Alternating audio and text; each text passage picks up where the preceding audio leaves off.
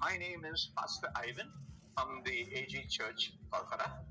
And the verse of today is Colossians chapter 3, verse 1, which says, "Since then you have been raised with Christ, set your hearts on things above, where Christ is seated at the right hand of God." Paul's letters generally have two parts to them. There's what I call a done part and a do part. The done part, which is generally the first part of his letters, usually describes to us what God has done for us in Christ. And then the second part, what I call the do part, expounds what we should do in response to what Christ has done. And verse 1 of Colossians 3 is a crucial shift from the done to the do.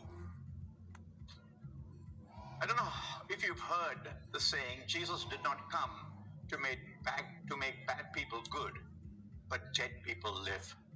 Well, friends, that's exactly what this verse is talking about. For in the New Testament, those who are in Christ are often described as being alive in Christ. And that's what Paul has in mind when he says, you have been raised with Christ. You're alive in Christ. And because of which he says, keep your eyes fixed on Christ. Because where Christ is at the right hand of the Father, that's your permanent address. Earth is only your temporary residence. So, set your heart on things above, he says. For when your heart is set on things above, it will affect how you live on earth. And in fact, the rest of this chapter describes that. All of the things you will not do, such as sexual immorality, impurity, lust. You won't have anger, you won't have rage, malice. Not only that, you'll do the things you're supposed to do. Describes it beautifully in the language of clothing. You will put on compassion, kindness, humility, etc.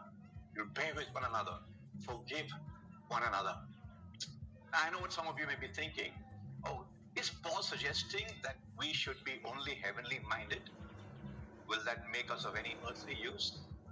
Friends, C.S. Lewis in these famous words, I'm just telling you the sense of it, not quoting it word for word, but he said, if you read history, you will find that the followers of Jesus who did most for the present world were precisely those who thought most of the next.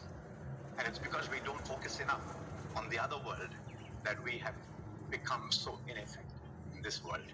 So, keep your eyes fixed on Jesus and live the Jesus life on earth.